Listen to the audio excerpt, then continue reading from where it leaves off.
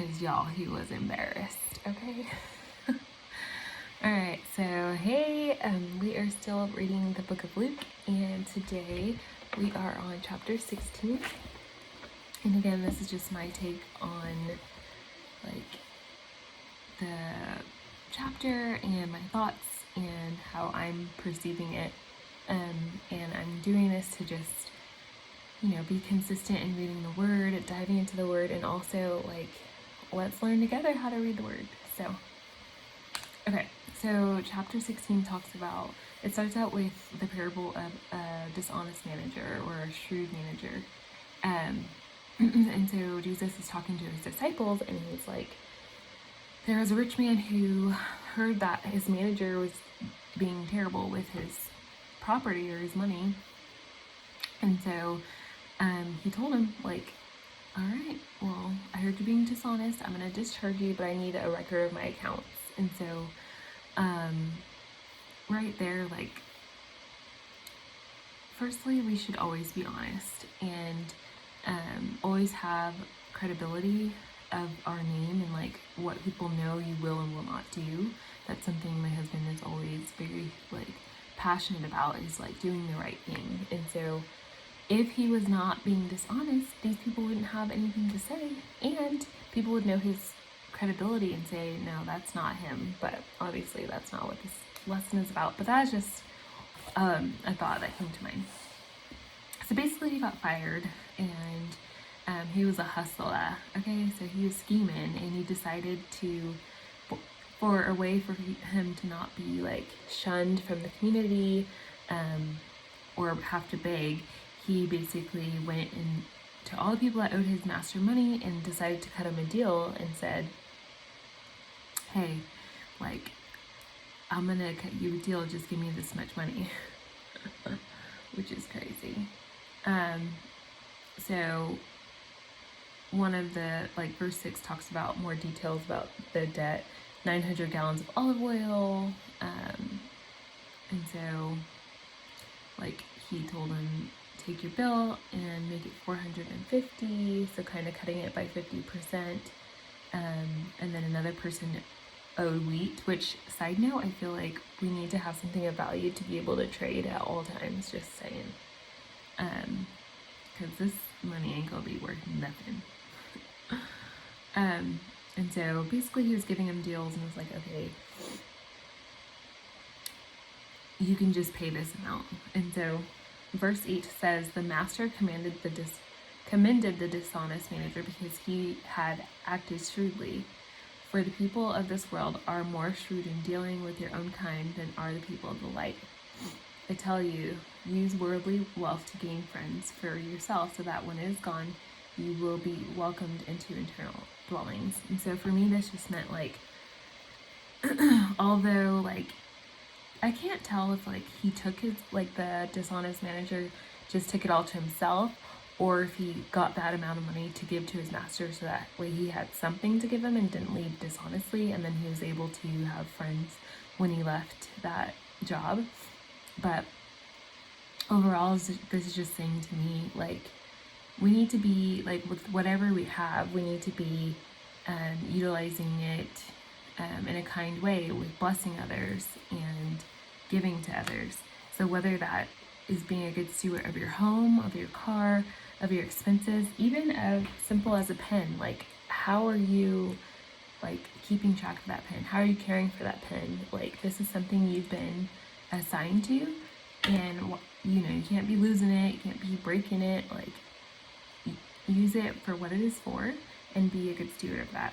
And then I just wrote, if you cheat, you won't get anything eternally, because you can't handle it. So if you can't handle the things of this earth, and you can't be responsible with the things of this earth, you're not going to get rewarded in heaven.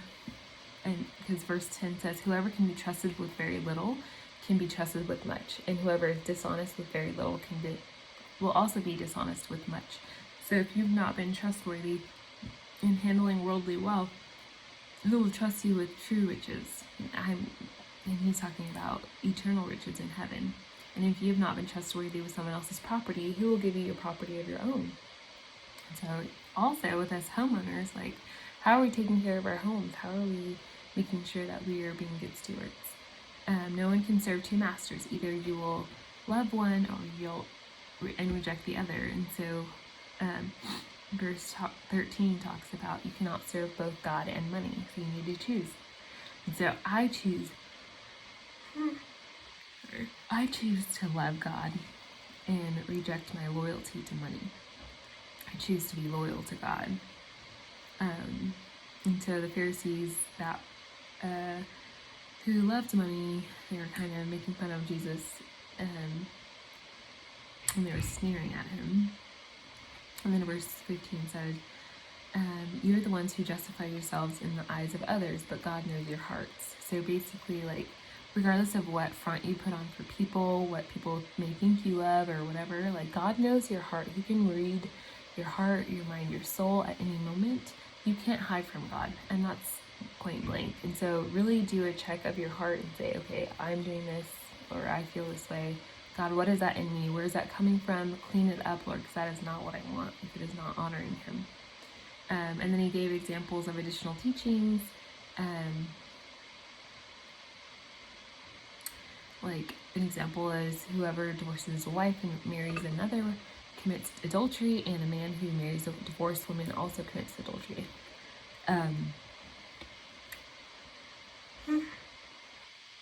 So for me, I know that was one of the verses that I was struggling with when I was going through my divorce, because one, I was like, okay, I'm not going to be able to be remarried. I don't want to cause him to be in adultery, and I don't want to be in adultery. But the piece that I got, and this is just my understanding, like, seek the Lord for yourself, was that I am his child, and he does not want me in a place where my life is being threatened. And so that is, like, my thought process on that, and what allowed me to have freedom in my prior marriage. And so outside of that, you know, in any thought you have that you feel like you're in sin, like, you ask for forgiveness and, like, understand and know it's done, like, through faith. Like, you're forgiven and you walk in that. And so then the last part talks about the rich man and Lazarus. Also, there's 31 verses in this chapter. So basically, this story talks about there's a rich man, and he had luxurious things, his clothing. He lived in a luxurious place, and his gates had at his gates laid a beggar named Lazarus, and he had sores, and, like, he just wanted to eat the food that fell at the rich man's table, and even dogs came and licked his sores. Can you imagine? Like, first of all, I know, like, there's a sore or papule or rash or whatever, it's already tender because the integrity of your skin is messed up, but, like, having a dog lick, does that mean there was drainage? Like, So that was verse 19 and 20. And then it talks about, like, the time came when the beggar died, and then the rich man also died and was buried. But when the beggar died, the angels carried him to Abraham's side, which is awesome. Just showing how much he loves all of us. He loves the homeless. He loves people that can't take care of themselves and all of that. Like, how awesome is it that the angels carried him, like, physically? Then the rich man went to hell in Hades. He was tormented, and he looked up and saw Abraham and with Lazarus by his side, and he said, Abraham, can you send Lazarus to dip his finger in some water to cool my tongue, because this agony is fire? And I'm like,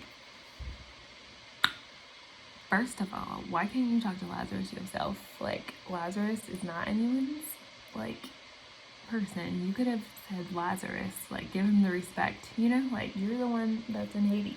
Okay. So that's why I was like, why didn't he ask Lazarus himself? He must have been embarrassed. And then, but Abraham said, son, remember that in your timeline you received your good things, while Lazarus received bad things, but now he is comforted here and you're in agony. And besides all this, between us and you is a great chasm, so that we can't go there and you cannot come here over to us. And so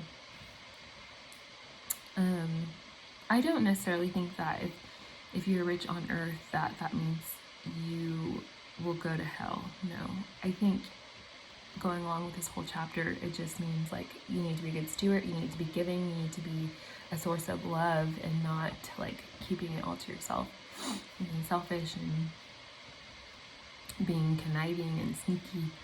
And outside of that, this was a good reminder that we won't even be able to help the people that are not saved. Like, this is the time, like, if you have anyone you love, this is the time, even if you don't know them, like, you can love them by sharing the word of God.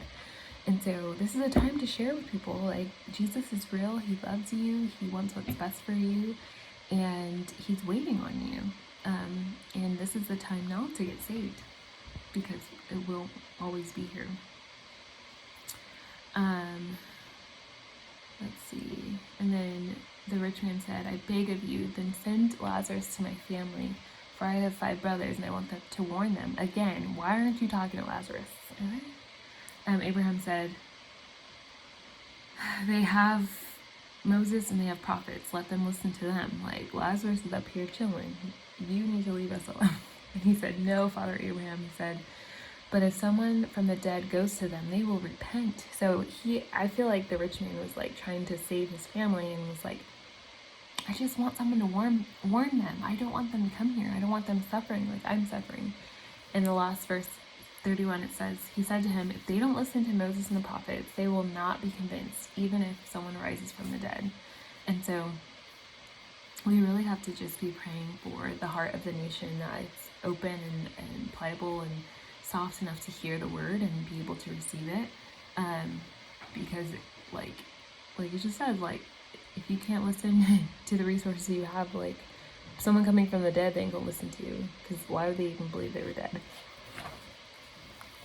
Why am I yawning? So I feel like that was kind of like a harsh chapter, but also so necessary for our learning and growth. Just like real realities, like, we need to be literally like doing what we're supposed to do. We need to be loving, we need to be giving, and we need to be walking in that. And so hopefully this was a good reminder to you about something, and something you can share with others. And I just encourage you to come read and join our group meet, our discussion.